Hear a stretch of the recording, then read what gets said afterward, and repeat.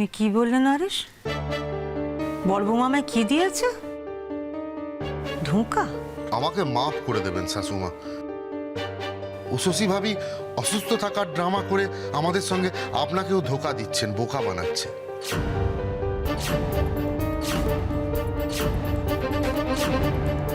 একদম আসল জায়গায় গিয়ে ধাক্কা মেরেছে বুড়ো।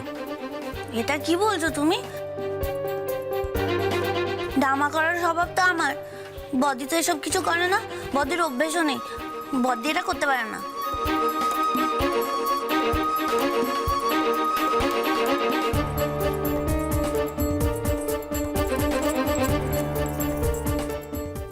না, বদি সত্যিকারের সব ভুলে গেছে নরেশদা।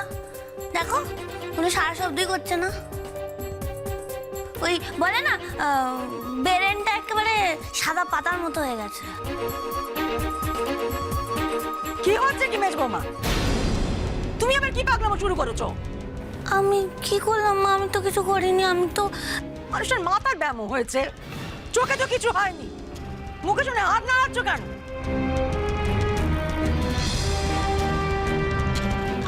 আমি তো ওই একটু বড়দিকে টেস্ট করছিলাম।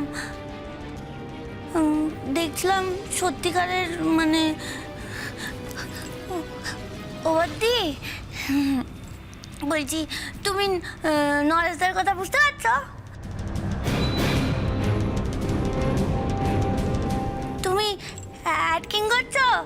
হ্যাঁ, অ্যাক্টিং তো আমি ভালো করতে পারি। থামো কাকুলি। নরেশে কিছু মনে হয়েছে বলে তাই ওই সব কথাবার্তা বলছে। তোমার একটা কথা বলি নরেশ, তুমি এইসব কথাবার্তা বলা বন্ধ করো। এইসব কথা বলা কোনো মানে হয় না। আর এতক্ষণ তোমরা ডায়নার সঙ্গে যা যা করছিলে সেটা কিন্তু অন্যায় করছিলে। লেকিন বড়ে সালাজি, তুমি তো ওদের থেকে বড় হও, পুরানো হয় ছোট হয়। হ্যাঁ, ডায়নার সঙ্গে দে বলে কি কি সমস্যা হয়েছে আমি জানি না, কিন্তু তুমি তো বড় হয়ে ওদের বোঝাতে পারতে। সেটা না করে ওকে বাড়ি থেকে বের করে দেওয়ার চেষ্টায় ইন্ধন যোগাচ্ছ।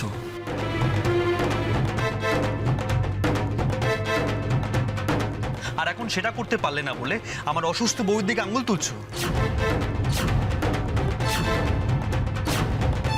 তুমি ওকে অপমান করছো কেন বড়দা? ও তো এবারের জামাই, ওর কি কোনো মান সম্মান নেই? সোমা, তোর যদি খারাপ লাগে তাহলে আমার কিছু করার নেই।